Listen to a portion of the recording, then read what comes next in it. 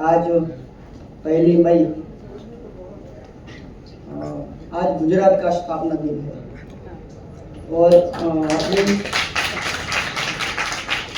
भाषा की ओर से गुजराती का सम्मान आज मुझे मिल रहा है, वो मेरे लिए बहुत गर्व की बात है। इसके लिए मैं भारतीय भाषा परिषद का तहे दिल से शुक्रिया करना चाहता हूँ। आदरणीय अध्यक्ष महोदय, पुरस्कृत रचनाकारों एवं कला प्रेमी मित्रों, सभी को मेरा नमस्कार। ये पवित्र बांग्ला और माटी के दारिये आमी खूब आनंदित हो। मेरी बातों को महज एक औपचारिकता न माने। इस भूमि ने वैश्विक मानव पैदा किए हैं। राजा राम मोहन राय, बंकिम चंद्र, जगदीश चंद्र बोस, परमहंस, रविंद्रनाथ टैगोर, विवेकानंद, अरबिंदो, नंदलाल बोस, नेताजी, सत्येंद्रनाथ बोस, सत्यजीत रे, अमर्त्य सेन, कितने नाम गिनाऊं। विश्व इन महामानवों के कारण ही तो अधिक जीने योग्य लगा है। ऐसी पवित्र बंगाल की भूमि और गर्वी गुजरात के बीच एक पवित्र सेतु सदियों से बना हुआ है।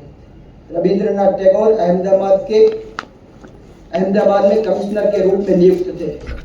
सत्येंद्रनाथ टैगोर अहमदाबाद में कमिश्नर के रूप में नियुक्त थे और उनके छोटे भाई रविंद्रनाथ 17 वर्ष की आयु में अहमदाबाद के शाहीबाग में रह चुके हैं और विवेकानंद के साथ लिंबड़ी, पोरबंदर, जूनागढ़ और मेरे वतन कच्छ का भी बहुत पुण्य स्मृतियाँ जुड़ी हुई है। श्री अरविंदो ने अपने जीवन के 13 वर्ष वडोदरा में पसार किए हैं और गांधी जी टैगोर की मैत्री तो इस सेतु का मेहराब है। जिस भूमि पर रविंद्रनाथ की गीतांजलि के सुर गूंज रहे हो और जहाँ विवेकानंद का मानवतावाद गुला हो, उस कोलकाता की धरती पर आज जब मैं विश्व शांति की बात करने के लिए खड़ा हुआ हूँ तो मेरे हृदय में एक गहन उत्तरदायित्व का भाव पैदा हो रहा है। कोलकाता केवल एक भौगोलिक शहर नहीं है, बल्कि मानवतावादी विचारों की एक जीवंत प्रयोगशाला है। यह भारतीय पुनर्जागरण की गर्भनाल है। मैं जिस भूमि पर खड़ा हूँ वहाँ की हवा में आज भी गीतांजलि के पदों की गूंज सुनाई देती है। आज के विषय पर वक्तव्य देने की मेरी कोई पात्रता न होने के बावजूद मैं बोलने के लिए खड़ा हूँ, कारण बंगाल और गुजरात के बीच एक मैत्रीपूर्ण सेतु है। एक गुजराती मित्र के मन में आज के विषय पर जगह मंथन और संवेदना को यहाँ उपस्थित बंगाली मित्र अवश्य सुनेंगे। इसी श्रद्धा के साथ मैं अपनी बात प्रस्तुत कर रहा हूँ। आज 1 मई अंतर्राष्ट्रीय मजदूर दिवस। श्रम आंदोलन में बंगाल अग्रिम रहा है, लेकिन टैगोर ने श्रमजीवी गान लिखकर मजदूर का महिमा मंडन किया। यह सिर्फ अक्षरों का उपासक ही कर सकता है। श्रमिक का कोई रंग, जाति, धर्म या देश नहीं होता है। वह सही अर्थों में वैश्विक होता है और उसका गान गा सकने की संवेदना ही मेरे दृष्टि में वैश्विक मानवता है। श्री अरविंदो के मानव एकता के आदर्श के अनुसार मानव जाति की उत्पत्ति का ग्राफ झुंड से राष्ट्र और राष्ट्र से विश्व संघ तक फैला हुआ है। उनके अनुसार प्रत्येक राष्ट्र और संस्कृति यह अपनी विशिष्ट पहचान बनी रहनी चाहिए और जब राष्ट्र स्वार्थ छोड़कर परस्पर निर्भरता स्वीकार करेंगे तभी विश्व शांति स्थापित होगी। उन्होंने जोर देकर कहा है कि बुद्धि की सीमाएं हैं, सही समाधान आत्मा में निहित है। उन्होंने मानवता के धर्म की बात की है। स्वतंत्रता, समानता और बंधुत्व के आदर्श तभी साकार हो सकते हैं जब आध्यात्मिक जागृति बनी रहनी चाहिए। महर्षि के इस संपूर्ण योग का विश्व बंधुत्व का साकार नगर यानी ओरोविल, पुडुचेरी स्थित ओरोविल किसी व्यक्ति की निजी संपत्ति नहीं है। यह पूरी मानव जाति का समूह स्थान है। यहाँ किसी धर्म, जाति या राजनीतिक मान्यताओं से ऊपर उठकर रहना होता है। यह पूरी मानव जाति का है। इस शहर को नूतन प्रभात का शहर कहा जाता है। और गुरुदेव रविंद्रनाथ टैगोर और उसकी विश्व भारती की स्थापना के पीछे टैगोर का उद्देश्य यही था कि शिक्षा को संकीर्ण राष्ट्रवाद से मुक्त करना है, विश्व मानवता के साथ जोड़ा जाए। यहाँ ध्यान देने योग्य संज्ञा है संकीर्ण राष्ट्रवाद। हमारे राष्ट्र की वर्तमान स्थिति देखिए, राज्यों के बीच या केंद्र और राज्यों के बीच का व्यवहार कितना संकीर्ण हो गया है। संकीर्णता अभी भी व्याप्त है, विशेषकर तब जब पूरे राष्ट्र के रक्षण, संवर्धन और जतन की बात हो। कविवर के संकीर्ण राष्ट्रवाद को समझने के लिए उनकी शिक्षा की अवधारणा को जानना होगा, जो यूनिवर्सल ह्यूमनिज्म की भावना को आत्मसात करे। वही शिक्षा है, न कि महज पढ़ाई। जहाँ ऐसी शिक्षा दी जाती है वही सही अर्थों में विश्वविद्यालय है।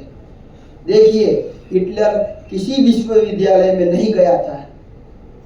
उसने academy of fine arts Vienna में प्रवेश के लिए 2 बार आवेदन किया था, लेकिन उन्हें नकार दिया गया और हिटलर के नाजीवाद की आग में पूरी दुनिया झुलस गई। हालांकि हिटलर के विश्वविद्यालय न जाने के साथ उसके राष्ट्रवाद का कोई संबंध नहीं था। पॉल वारफील्ड जूनियर का नाम आज शायद ही किसी को याद होगा। वह व्यक्ति एक नहीं 2 यूनिवर्सिटी में पढ़ने गया था, फ्लोरिडा और सिनसिनाटी। अमेरिकी एयरफोर्स के इस अधिकारी ने 6 अगस्त 1945 को हिरोशिमा पर परमाणु बम गिराया था। 2 यूनिवर्सिटी में गए एक और शख्स का नाम है Donald Trump. Donald Trump master of science in management के लिए हुए एक और नेता है, बेंजामिन नेतन्याहू। विश्वविद्यालय की ऊंची डिग्री प्राप्त ऐसे शासकों के राष्ट्रवाद को हम क्या कहेंगे? मिडल ईस्ट की भयानक स्थिति को आज पूरी दुनिया आंखें मूंद कर देख रही है। संक्षिप्त में, विश्वविद्यालय की ऊंची डिग्री अच्छे इंसान होने की गारंटी नहीं देती है। विश्व भारती की स्थापना करने वाले टैगोर को इसलिए कहना पड़ा, एकला चालो रे, अकेला कौन चल सकता है? अकेला कौन चल सकता है? चित्त जता भय शून्य। टैगोर जैसे ही कह सकता है, जहाँ चित्त भय मुक्त हो, मस्तक गर्व से ऊंचा हो, ज्ञान बंधन मुक्त हो, और जहाँ घर की दीवारों में भी इस दुनिया को छोटे छोटे टुकड़ों में बांट न दिया हो। गुरुदेव की यह खंडो सूत्र करी की बात ही वैश्विक मानवता का प्रवेश द्वार है। वैश्विक मानवता का अर्थ है ऐसी संवेदना जहाँ करुणा मेरे देश के नक्शे पर रुक नहीं जाती है। जब यूक्रेन या गाजा में कोई बच्चा रोता है तो कोलकाता में बैठे व्यक्ति के कान भी खड़े हो जाते हैं। आइंस्टाइन का एक बहुत अच्छा कोट है, आने वाली पीढ़ी शायद ही विश्वास करेगी कि हार्ड मास का ऐसा कोई इंसान कभी इस धरती पर चला था। आइंस्टाइन ने गांधी जी के बारे में यह कहने का संदर्भ अलग था, लेकिन देश में एक ऐसी पीढ़ी पैदा हो चुकी है जो गांधी को भुलाने में विश्वास कर रही है। गांधी जी को समझना शायद आसान है, लेकिन उनका अनुकरण करना बहुत ही कठिन। अंग्रेजी शासन के खिलाफ उन्होंने लंबी लड़ाई लड़ी। उस गांधी का कथन था, मैं ब्रिटिश शासन का विरोधी हूँ, अंग्रेजों का नहीं। किसी भी अत्याचारी शासन या अन्यायपूर्ण सत्ता के विरोध में गांधी ने अहिंसक लड़ाई लड़ी। ऐसी लड़ाई कौन लड़ सकता है जिसके मन में शासक के लिए नफरत नहीं बल्कि प्रेम हो? अब ऐसे गांधी का अनुकरण कैसे करें? क्योंकि हमारे यहाँ तो लोगों के द्वारा और लोगों के लिए चलने वाली सरकार के नेताओं के प्रति भी हमारे दिल में आदर नहीं है, प्रेम नहीं है। अन्यथा शासन के खिलाफ लड़ाई हिंसक क्यों बने? हमारे ही देश के नागरिक मारे जाए, संपत्ति को नुकसान पहुंचे। अंग्रेज तो विदेशी थे, जबरदस्ती शासक बन बैठे थे। यह तो देश के हमारे द्वारा चुने गए नेता है, फिर भी उनके लिए दिल में नफरत। इसलिए गांधी की अहिंसा गले नहीं उतरती। इसलिए गांधी का राष्ट्र प्रेम और विश्व मंगल की भावना को समझने के लिए अब बहुत दूरी बाकी है।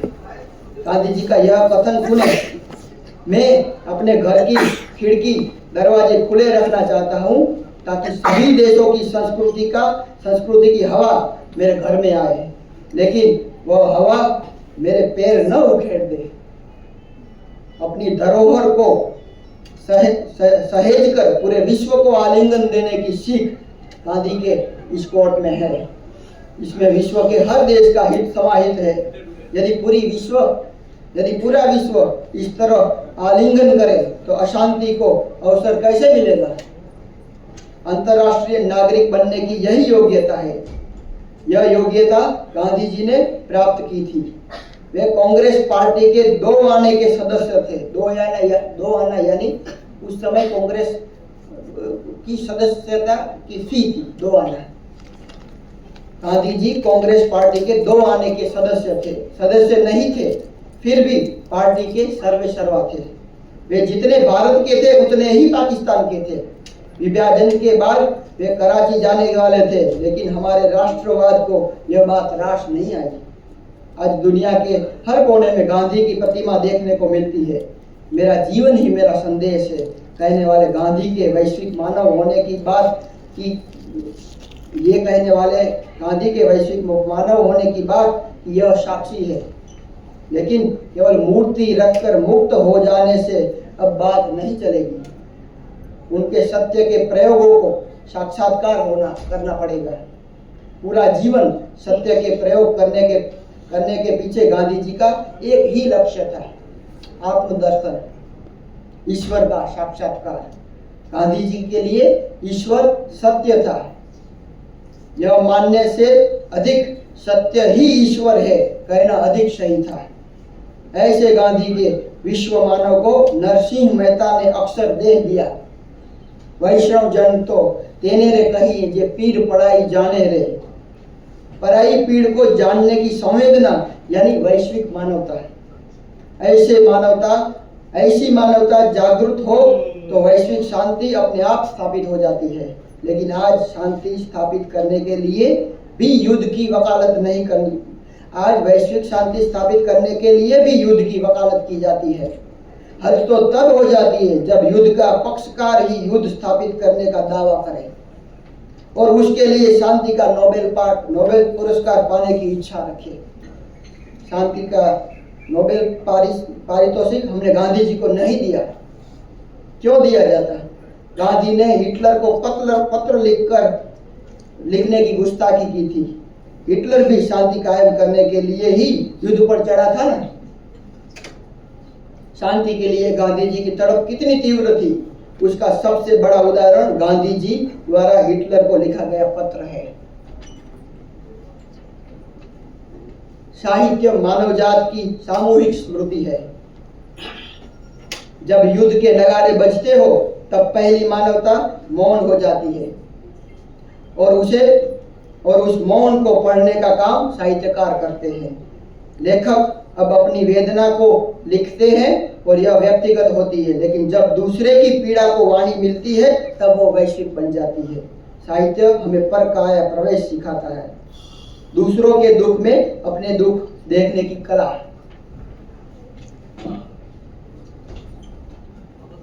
मित्रों, अक्सर प्रश्न उठता है कि हम चारों ओर हिंसा, एक लेखक या कवि की कलम, हम अक्सर अंधेरे की शिकायत करते हैं, लेकिन भूल जाते हैं कि अंधेरा चाहे कितना भी घना हो, वो एक छोटे से दिए की लौ को नहीं निगल सकता। गांधी जी जब नोआखली में अकेले चल रहे थे तब वे इसी अटल आशावाद के प्रतीक थे। उन्हें विश्वास था कि मनुष्य चाहे कितना भी भटके, अंत में उसे सब भूलकर शांति की ओर वापस लौटना ही पड़ेगा। कोलकाता की यह शाम हमें यह सिखाती है कि जब प्रेम और शांति के पक्ष में लिखने वाला एक भी लेखक जीवित है तब अंधेरा पराजित होता रहेगा। आज हमारे सामने चुनौती यह नहीं है कि हम कितने बड़े हथियार बना सकते हैं, बल्कि चुनौती यह है कि हम हृदय में कितनी करुणा और सहनशीलता बचा सकते हैं।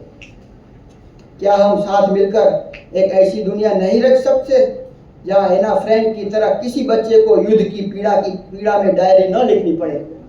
हमारी चेतना अरविंदो की तरह विश्व बंधुत्व का आदर्श सिद्ध कर सके ऐसी उद्वगति की न हो, लेकिन ओरोवेल के निवासी बनकर उसके लायक बनने की हो। विश्व भारती की स्थापना करने में हम असमर्थ हो सकते हैं, लेकिन उसके विद्यार्थी बनने की योग्यता तो हासिल कर सकते हैं ना।